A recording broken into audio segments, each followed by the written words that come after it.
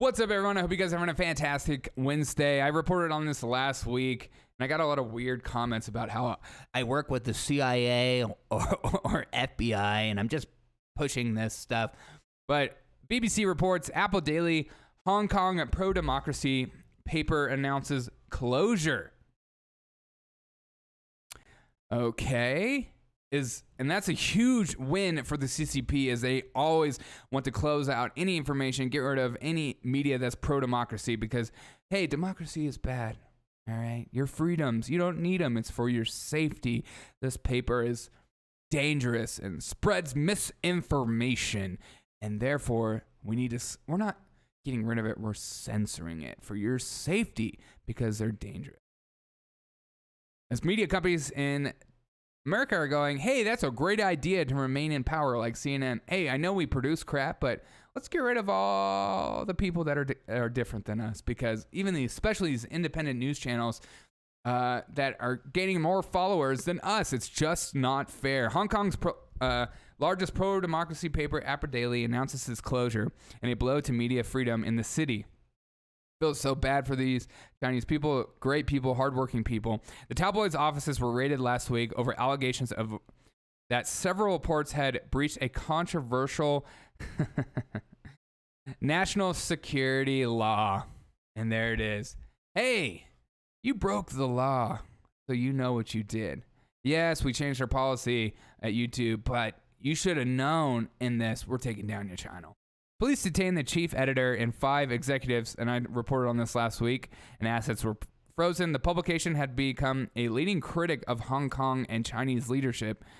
The Apple Daily, so their biggest critic, it's almost like in America, the biggest critics of what's going on in Biden, Fauci, and the mainstream narrative, they went to silence.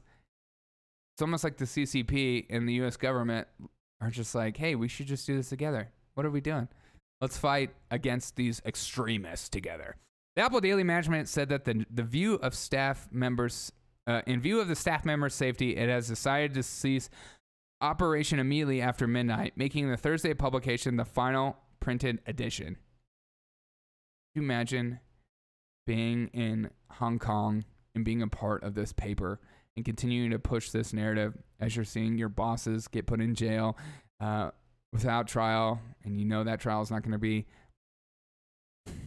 fair at all, and you're sitting there working, and you're just, I have a family, I have kids, I need to worry about what's going on at home, maybe I'll quit.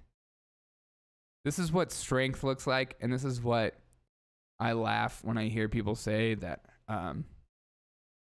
I'm a victim. This is what real victims look like, and this is what real oppression looks like, is shutting it down, shutting down speech, and making them shut their mouth, or they will be put in a re-education camp the rest of their life. The Hong Kong Free Press website reports that 1 million copies of Apple Daily will be printed on Thursday. The UK Foreign Secretary Rob said that the paper's closure was a chilling blow to freedom of expression in Hong Kong. The digital version of the 26-year-old paper, wow, 26 years old, done, will no longer be updated after midnight. A separate announcement by publisher Next Digital thanked the readers for their total and loyal support, as well as its journalists, staff, and advertisers. The tabloid has long been a beacon of media freedom in the Chinese-speaking world and widely supported by political dissidents in Hong Kong. Honestly, this is like a really sad story, and it should make you sad too for those who believe in freedom and want freedom for the world. 26 years old, done.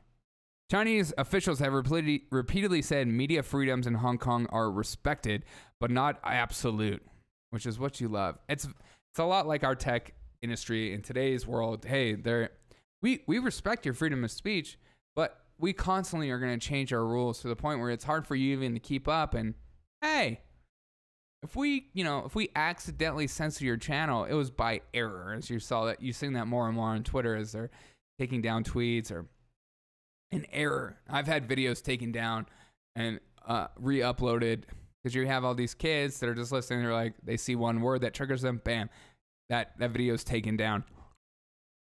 Ronnie Tong, a member of Hong Kong's government, accused the paper of orchestrating a political stunt in its decision to shut down. People around the world probably will use the Hong Kong government of forcing Apple Daily to close down, but in fact the matter is they don't need to, he told the BBC. Sure.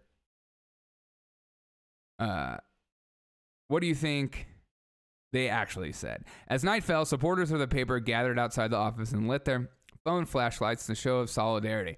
They were also heard chanting, "Add oil," an expression that was used during the mass protests in 2019. Those inside returned the gesture, waving those to those below. A knife over your head. A closure comes after sustained pressure on the paper from its authorities. Apple Daily founder Jimmy Lai, who has been a critic of Chinese Communist Party, is already in jail on a string of charges. And that's what I'm saying. Your boss, the owner's in jail, the executives are in jail. They're not shutting down the paper because they're just done fighting. They're probably scared out of their minds of what's actually coming down because they probably know about what's going on in the government better than anyone in the BBC that's reporting. Last Thursday, some 500 police officers raided the publication's newsroom, saying its reports had breached the city's new national security law, which makes undermining the government a criminal offense. Almost like we're doing that here. Hey, those January 6th protesters, hey, and rioters, looter, whatever word you want to use, those white supremacists, we got to make a new law that you can snitch on them. Let us know where they are. Tell us where they are. We'll find them. Make sure to report on people not wearing masks too. I mean, I've constantly said the actions during Wuhan, during COVID-19 pandemic and what's going on with January 6th is very close to what CCP is doing and has done. And people said that I'm crazy and said that I'm making stuff up, but it's the same thing. It's just less strenuous. It's almost what politicians and people in power like to do is they like to do little baby steps to the point where you're not even noticing, to the point where people are just accepting. I mean, I was at an outdoor event yesterday and some guy was wearing a mask and no one else was wearing a mask outdoor. He's the only person wearing a mask, given he is about 70 pounds overweight. Looks like he smokes. So whatever. But he's screaming at everyone, calling everyone assholes for not wearing their masks. These people feel like they have all the power in the world, even though they're the minority in the situation. They believe that the police will back them. They believe that the media will back them. So they're not afraid to just scream at people, as he even screamed at these kids for just acting like kids, and which was unbelievable. I'm like, shut your mouth, dude. But these people are much like the CCP. They want to get rid of this hate speech. They want to get rid of misinformation. They want to get rid of anything that disagrees with them. So they'll see something like the Apple Daily and they'll clap for it. All my liberal friends are now big pharma and big government, and they love the FBI and they trust it. And I'm like, what the frick just happened? Oh, because your philosophy is in power, and now you're like okay with power all of a sudden. When you were growing up, you were always against the system, man. The system is always against me, man. And then you see Apple Daily, you're like, well, maybe they needed to be shut down because maybe they were doing misinformation. Stuff like this is where liberals read this stuff and they're like confused. They don't know how to act. They're like, well, we're against misinformation and against hate speech. And we want to shut down channels who are over the top and say mean things and are against the system or are reporting misinformation about the Wuhan lab leak and COVID-19 and therapeutics you use. You can't talk about that. Shut those doctors down that take care of patients. But this is crazy. Why would Apple Daily? And you're like, you're promoting the same thing Chinese CCP is promoting. An editorial staff member at the paper described the feeling as unease as having a knife over your head. If you don't leave by yourself, you may be held criminally responsible, she told the BBC. And that's what I think it's coming down to, is they found out that the paper is going to be shut down. And if it's not shut down, everyone's going to be arrested. And I think people got nervous. And I don't want to say that they're cowards and stuff like that. I don't blame them. Could you imagine the strength and courage it takes to be a part of that paper, just being in the newsroom? It's almost like in our society, is people are so against InfoWars, Alex Jones, and stuff like that. It's like being a part of Alex Jones's network, where people are just like are trained to just hate without actually listening to them or finding out their arguments or hearing it out and stuff like that. A current affairs reporter of Apple Daily said that last week's raid, I had mixed feelings. On one hand, I was angry at the ruthlessness of the regime, but I was also sad that Hong Kong might not have Apple Daily. But I also felt fear, and which is totally understandable. Hong Kong needs Apple Daily because it's a way to fight back against the establishment. It's just another win in the books for them. I hope they do something different and change the way they do stuff. But we shall see. BBC is reporting on this. Nobody else is reporting on this. All right. And what is their national security law? China introduced a national security law in Hong Kong last year in response to massive pro-democracy protests in the region. The law established that Hong Kong's traditional autonomy made it easier to punish demonstrators and activists and criminalize the secession, subversion, which you gotta love, and collusion with foreign forces with the maximum sentence of life in prison. And that's what it is. Since the law was enacted in June, more than 100 people have been arrested. These people will be put in prison for the rest of their life for just publishing something that goes against the regime. And so that's ultimately what's going on, and that's why they're shutting down the paper. And that's a huge win for the CCP, but you'll see that being pushed more and more. And this story should go everywhere. I don't understand how this is not on every page.